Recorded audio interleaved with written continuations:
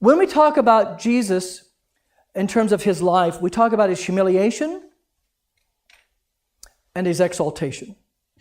Whenever we talk about humiliation and exaltation, we're never referring to his divine nature, because the divine nature can't be humbled and the divine nature can't be exalted. So whenever we talk about in theology the humiliation of Christ or the exaltation of Christ, we're always talking about his human nature. Okay. Now, what is his humiliation?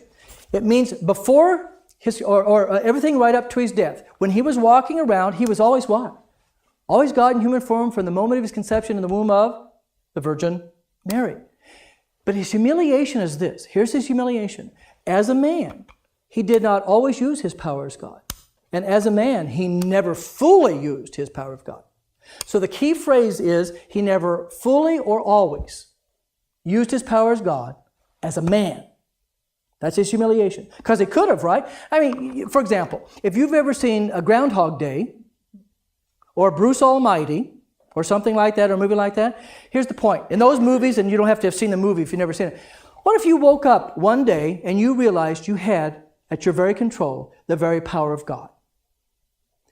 Now, come on. I know what you'd say. This has possibilities.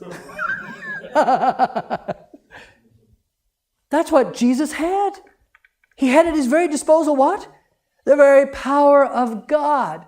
The humility of Christ is he chose not to take advantage of that.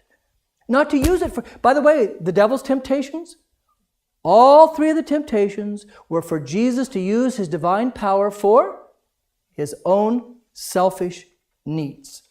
Okay? So his humility is he chose not to always or fully use his power as God.